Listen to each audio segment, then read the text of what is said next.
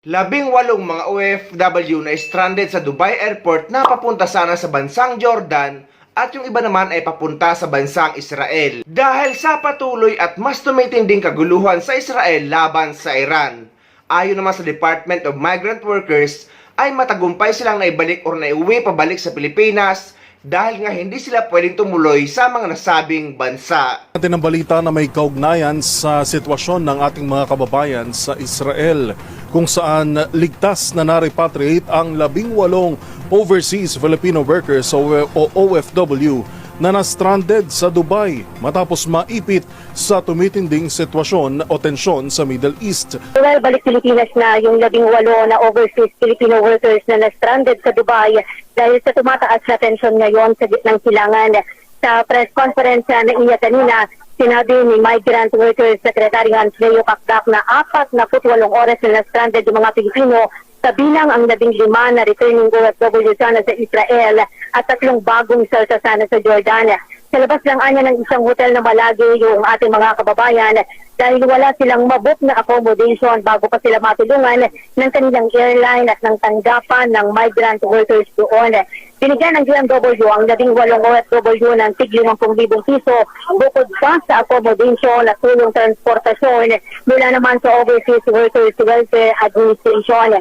Sabi ng kalihim, tinutulungan din nila yung mga OFW na hindi makalis naman dito sa Pilipinas patungo sana sa Israel at Jordan. Pakinggan natin ang kalihim.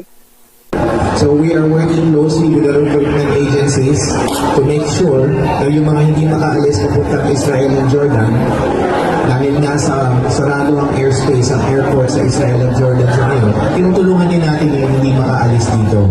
And we are in partnership with the recruitment agencies, yung sending agencies for abroad for Israel and Jordan. Para yung mga nandito hindi makaalis, tutulungan din natin. Lalo na yung mga nasa probinsya na walang bahay dito, pumunta lang dito para lumipat palabas pero hindi natuloy, yan. Tutulungan din natin basic needs, shelter, and financial assistance. Samantala, UL, nasa intensive care unit ngayon ang isa sa 4 na Pilipino na nasugatan sa airstrike sa Israel. Sabi ni OWA Administrator PY Kaunan, critical yung babaeng pasyente na napuruhan daw sa kanyang liig. Moderate critical naman yung isang lalaki na nasa ospital din ngayon habang nasalabas na ng paggamutan ng 2 iba pa kabilang ang isang lalaki at isang dual citizen. Pakinggan natin yung naging bahagi ng press conference kanina. Nagkaroon po tayo ng 4 na medical cases. No? Ang magandang balita ko, may 2 na na-discharge. Ngunit meron pa rin po tayong 2 kababayang OFWs na currently po ay nakakonfine. At ito po, no, led by of course the efforts of our Philippine Embassy sa Israel at ang team ng DMW at OWA, kami po ay nakamonitor at handang magbigay ng assistance. No? And hindi lamang po sa kanila, we're also contacting their families. Well, sa ngayon, yung sa Israel ay alam naman natin na meron silang mga sariling security protection, no? Yung Iron Dome na tinatawag at iba pa mga means at kaparaanan, sanay na sila, no, in terms of securing the safety of their citizenry, including our OFWs.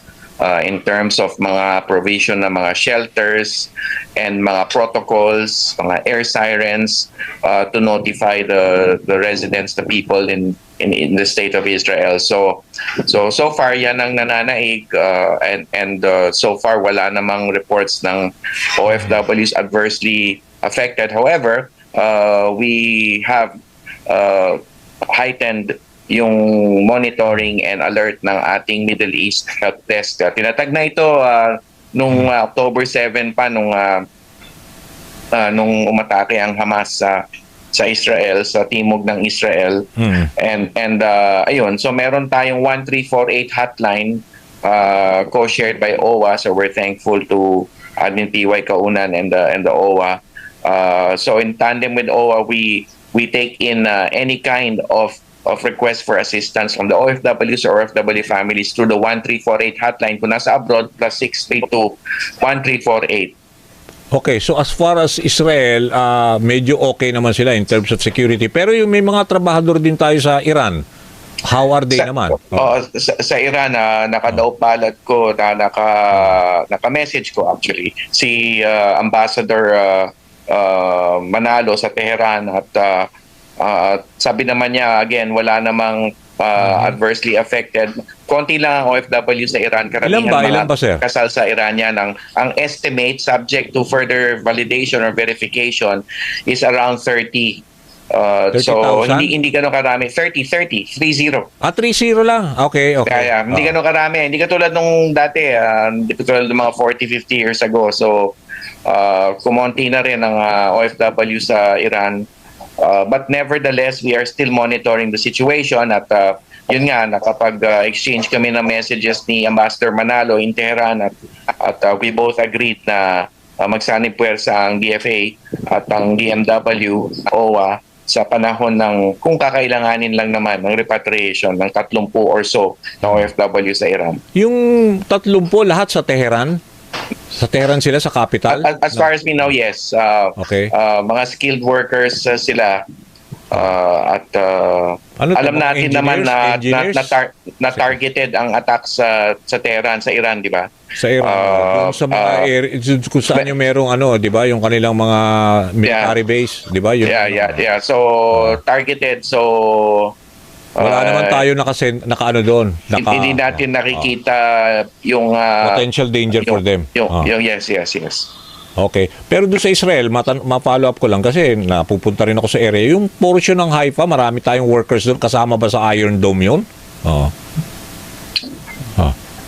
as far as we know, the entire state of Israel is secured by the dome. So alam natin na merong protection nga.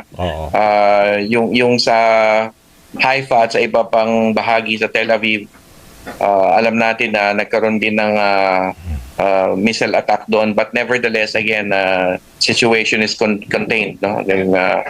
Yung lugar na inatake at wala again sa awa ng Diyos, of course we continue to monitor the situation, but so far walang adversely affected na OFWs, but again nevertheless we are looking at opening up the lines of communication. Ang isang nakikita nating area na pwedeng tumulong, Sir Danny, itong mga nasa stranded gawa nung sa Gaza? Yung ba yun? Nung pagsara ng airspace. Okay. So halimbawa sa Israel, sarado ngayon ang Ben Gurion, although alam natin international na airport, so alam natin na although may plano naman buksan daw uli, but so far walang makapasok, walang makalabas. Sa Jordan is the same. So we have started assisting. So for instance, merong galing akong Dubai. Kakalan ko lang this morning from Dubai. And yung merong 3 doon na stranded, as far as we know. There could be more, but we're finding out dahil papunta sila ng Amman, Jordan. Okay. Pero transit nila is Dubai. At dahil hindi sila makapagpatuloy dahil sarado ang Jordanian airspace, uwi muna sila. Sila sa Pilipinas. So, tinulungan sila at ito, sasalubungin na tomorrow, 15. No? Okay. Ngayong araw, darating yung 3 na kinulungan natin na stranded sa Dubai for hindi naman nagtagal doon dahil natulungan naman agad. Pero yun nga, kasi alam ko marami rin tayong Pilipino, magkadikit lang yung Jordan at saka yung Israel. So ibig sabihin marami rin tayong mga Pilipino, yung mga kababayan doon. So pati pala sa Jordan yung airport, sarado? Aside sa Ben Gurion airspace, yes, because of the as I understand it, based on the announcement of the Jordanian government dahil nga sa posibleng daanan ng mga missiles at ano pa man yung kanilang airspace ay sinara nila. May threat, apektado ang flights. Pati yung mga may planong magbakasyon doon from there. So you will not encourage ngayon yung mga nagbabalak pumunta ng Petra sa Jordan, wag muna for now, 'di ba? Kasi medyo kadikit lang na Israel, pwede, 'di ba? Hindi kasi talaga pwede to begin with dahil hindi sila makakalipad doon.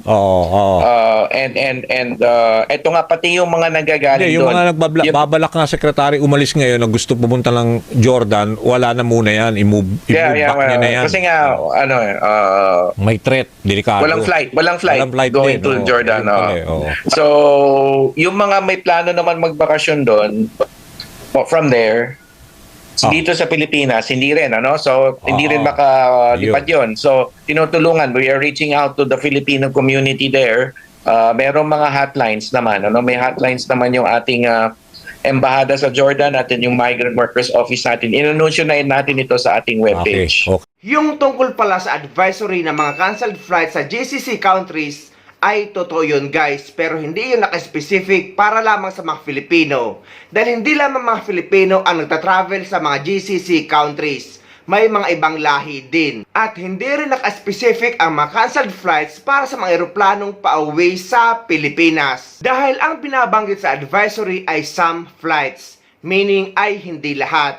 Kaya ang mas maganda dito guys ay itanong nyo sa inyong airlines kung canceled ba ang flight nyo, lalo na sa kagaya dito sa mga kababayan natin na may connected flight sa Dubai papunta sa Israel at Jordan at yun nga ay na-stranded sila sa Dubai Airport.